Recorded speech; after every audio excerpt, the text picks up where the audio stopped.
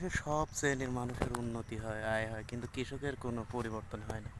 এই দেশের মাটিতে দেখুন, কৃষকের ফসল এভাবেই পাড়ের ওপর পড়ে আছে। কোনো কৃষক হয়তো ফেলে রেখেছে দাম না পাওয়ার কারণে। আসলে এত কষ্ট করে ফসল ফলায় যদি বাজার মূল্য না পাওয়া যায়, সেটা বিক্রি করে আসলে কী বা করার আছে বলেন? তো কোনো সরকারই এই চাষা পোষার কথা বলে না। সব শ্রেণীর একটা মিসকিনের যে দাম আছে বাংলাদেশের মাটিতে, কৃষকের সেই দাম নেই।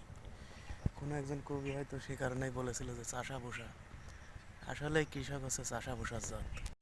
ধানের দাম পাওয়া যায় না, অথচ বাজারে গেলে চাউলের দাম 60 টাকা 70 টাকা কেজি। মাঝখানে এই সিন্ডিকেটটা করে কারা আসলে? তারপরে আপনার না আছে পেঁয়াজের দাম, না আছে রসুনের দাম, না আছে এই কোলেস্টেরল করা আলুর দাম। আলু তো বৃষ্টির কারণে অনেক পচেই গেছে। আবার আপনার হিমাগার থেকে বের করার পরে 5 টাকা খরচ করার পরে আপনার 400 টাকা 500 টাকা মন বাজারে আলু বিক্রি করতে হচ্ছে। আসলে এত উচ্চ মূল্য সার কীটনাশকের দামের পর যদি 15 টাকা কেজি 10 টাকা কেজি আলু বিক্রি করা লাগে, তাহলে কৃষকের পকেটে কয় টাকা যায় বলেন? আর এই পেঁয়াজ বাজারে গেলে নেয় না, হাটে গেলে রসুন নেয় না। তো এই ফসলগুলো জন্মানোর পর আসলে করবেটা কি? আপনার স্বৈরাচার হাসিনাকে নিয়ে, ফ্যাসিস্ট হাসিনাকে নিয়ে কিন্তু অনেক ধরনের আপত্তি আছে আমাদের, কিন্তু এই ফসলের ন্যায্য মূল্য নিয়ে কৃষকের কোনো হাসিনার ব্যাপারে, হাসিনার আমলের ব্যাপারে কোনো আপত্তি আছে? জাতির কাছে আমার প্রশ্ন। বিপত্তিটা বাড়ছে এই সরকারের আমলে। না পারছে কৃষকের ন্যায্য মূল্য, ফসলের ন্যায্য মূল্য দিতে, না পারছে সারের বিষের দাম কমাইতে। কি আর বলবো,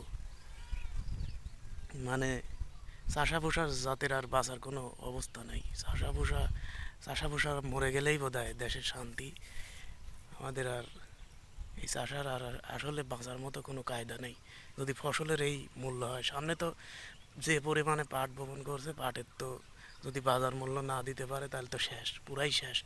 সার কীটনাশকের যে দাম, যে পরিমাণের দাম, আসলে এই হাল চাষ করে কয় টাকা লাভ হয় কম? আবার সরকার বলে নিত্য প্রয়োজনীয় জিনিসের দাম কমাবে। সব কিছুর দাম ঊর্ধ্বগতি, আর নিত্য প্রয়োজনীয় জিনিসের, নাকি প্রয়োজনীয় জিনিসের দাম কমাবে। কমাক, সমস্যা কি? সরকারের খাত থেকে কমাক, কিন্তু তারা সারের দামটা, সার বিষের দামটা যদি কীটনাশকের দামটা কমাইতো, তাহলে না একটা কথা ছিল। তো আসলে কী বলবো, সরকার কৃষকের ব্যাপারে কেন যে মাথা ঘামায় না চাষা পোষার ব্যাপারে, বুঝে আসে না। আসলে এই দেশের শিকড়ই তো কৃষক। কৃষক বাঁচলেই না বাঁচবে দেশ।